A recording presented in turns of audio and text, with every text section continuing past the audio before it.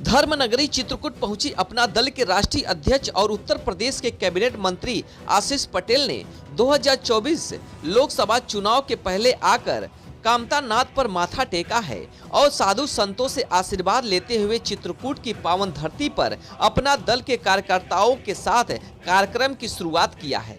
धर्मनगरी चित्रकूट पहुंचते विधिक शिक्षा, उपभोक्ता संरक्षक और बाट माप विभाग उत्तर प्रदेश के कैबिनेट मंत्री और अपना दल के राष्ट्रीय अध्यक्ष आशीष पटेल ने धर्मनगरी पहुंचते ही कामता नाथ प्रमुख द्वार पहुंचकर परिक्रमा के बाद कामता नाथ का दर्शन पूजन किया और साधु संतों का आशीर्वाद लिया। इसके बाद अपने लव लश्कर के साथ चित्रकूट जिला मुख्यालय अमानपुर वृंदावन गार्डन में एक जनसभा को संबोधित किया। इन अवसर पर उनको मानिकपुर के अपना दल के विधायक अविनाश चंद्र द्विवेदी के छोटे भाई पिंटू द्विवेदी और ब्राह्मण सभा के राष्ट्रीय अध्यक्ष राजभूषण द्विवेदी ने चांदी का मुकुट और गदा भेंट करके स्वागत किया है। उन्होंने अपने भाषण के दौरान पिछड़ा वर्ग की जनसंख्या गणना के सवालों पर जवाब देते हुए कहा कि एक अनुरोध करना चाहूंगा, प्रधानमंत्री जी हर व्यक्ति के लिए चिंतित है। जो भी पात्र व्यक्ति है उसको नंबर से सबको आवश्यकता की जो चीजें हैं मिलेंगी, पर पहले की सरकारें क्या करती थी, केवल वायदा करती थी और जमीन पर उतारने का काम नहीं होता था। मैं बहुत दूर की बात नहीं कहता। हमारी पार्टी तो शुरू से ही पिछले वर्ग की गणना के पक्ष में समय समय पर यह सवाल भी उठाया है। इसमें कोई बड़ी बात नहीं है।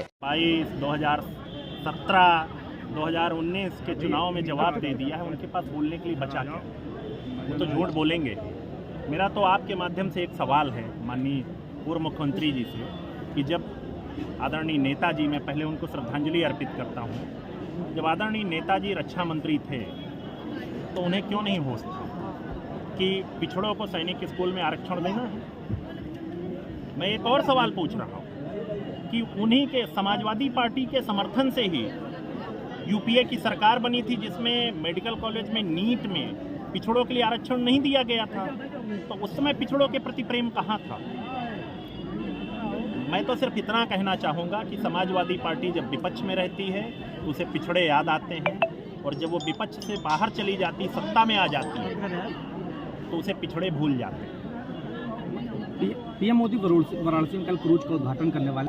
अगर किसी भी धार्मिक स्थल का विकास किया जा रहा है तो किसी को पीड़ा नहीं होनी चाहिए। आपको भी मौका था, 2012 से लेकर 2017 तक आप मुख्यमंत्री थे, आपने क्यों नहीं किया?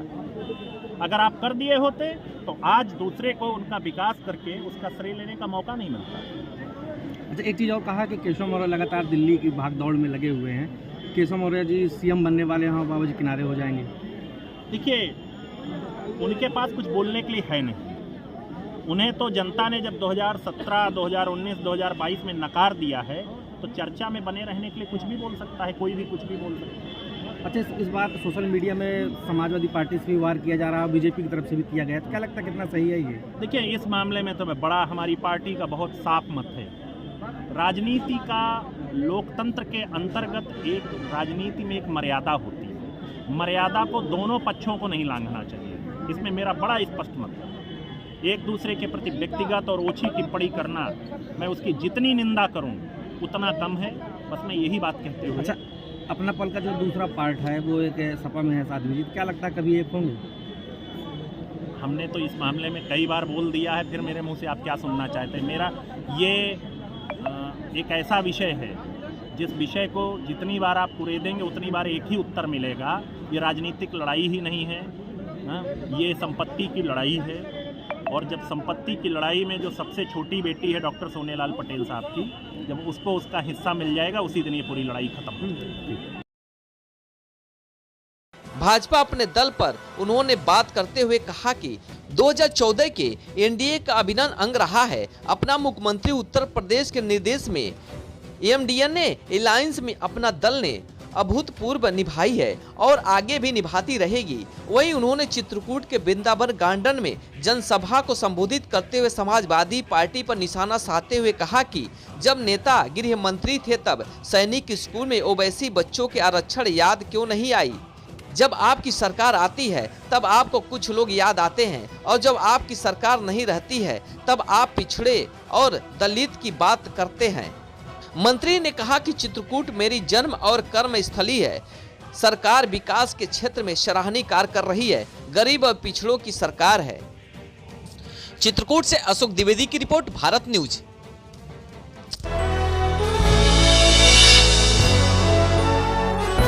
आप देख रहे हैं भारत न्यूज, हर खबर